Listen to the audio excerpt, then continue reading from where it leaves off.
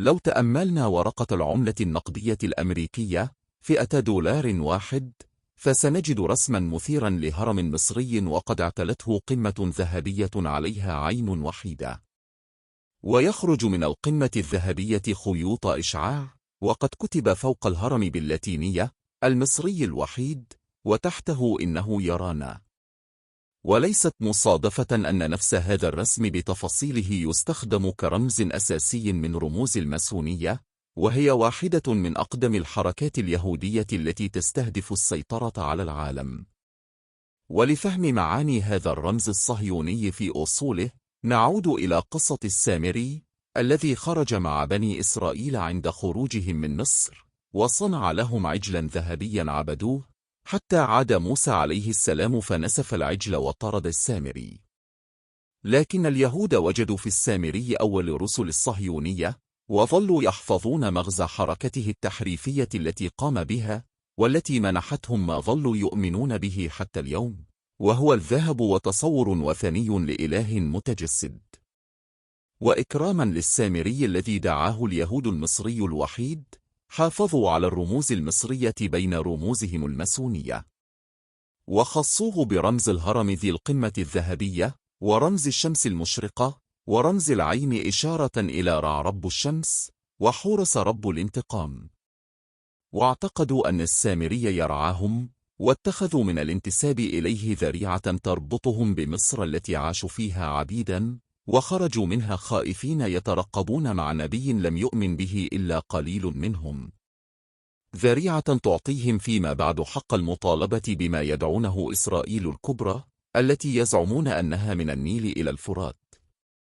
ويعرف أي باحث في التاريخ أن الأرض من النيل إلى الفرات هي إمبراطورية تحتمس الثالث، الملك المصري الذي استعبد بني إسرائيل.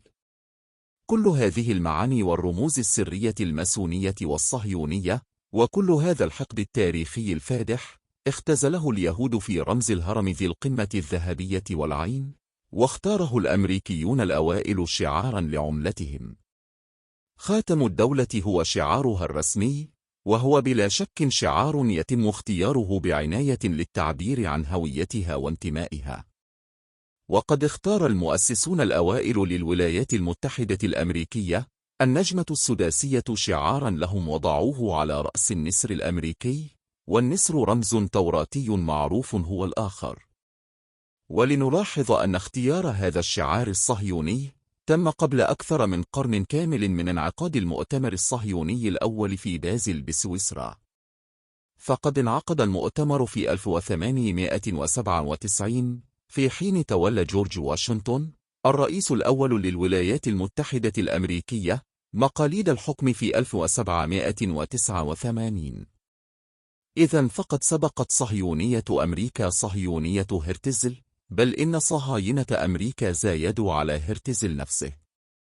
يقول شفيق مقر في كتابه المسيحية والتوراة: من المعطيات المهمة التي وجه البحث صوب العالم الجديد احتواء الخاتم الرسمي لدولة الولايات المتحدة الأمريكية منذ ما قبل ظهور الصهيونية اليهودية بوقت طويل. وعلى مجن داوود النجمة السداسية التي ترفرف اليوم من علم إسرائيل، ويتكون الخاتم من 13 نجمة تمثل كل نجمة منها ولاية من الولايات الأولى 13 التي تألف منها الاتحاد.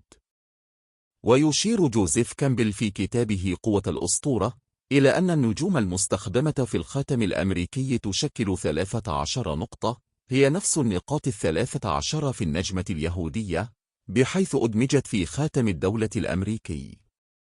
إن الولايات المتحدة منذ ظهورها دخلت في تشكيل بنيتها مؤثرات عبرانية بالغة الفعالية، ليس من عنصر البروتستانتية الأنجلوساكسونية فحسب، بل ومن دخول اليهود كشركاء مؤسسين. فقد غزت اللغة العبرانية العالم الجديد قبل أن ينادي هرتزل بإنشاء الدولة اليهودية بأكثر من 2.5 قرن. فقد كانت اللغة العبرانية لغة التعليم الأساسية في جامعة هارفارد عند تأسيسها في عام 1636.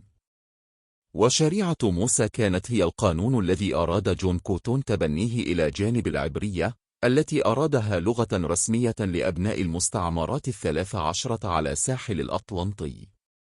كما إن الحقائق التاريخية التي كشفت عنها البحوث تشير إلى أن أولئك اليهود كانوا من بين مؤسسي الولايات 13 التي تألف منها الاتحاد.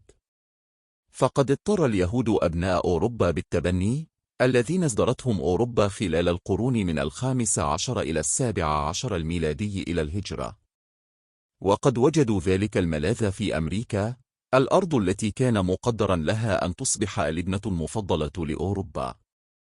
وهكذا يمكن القول بأن بين اليهود وأمريكا قضية مشتركة من بادئ الأمر، وإن ذلك التوافق شكل علاقتهما منذ التقائهما.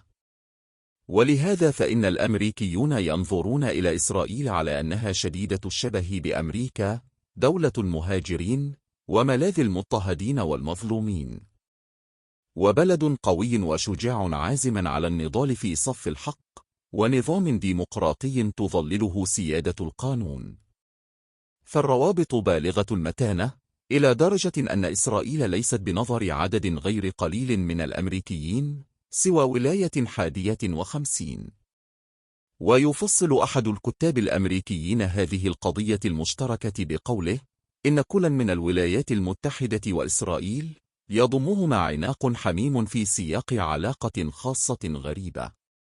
سواء كانت إسرائيل بالنسبة للولايات المتحدة أصلا استراتيجيا أو مشكلة استراتيجية، فإنها تجسد مثلا أعلى مغروسا بعمق في الفكر الأمريكي منذ السنوات الأولى لظهور أمريكا في العالم الجديد.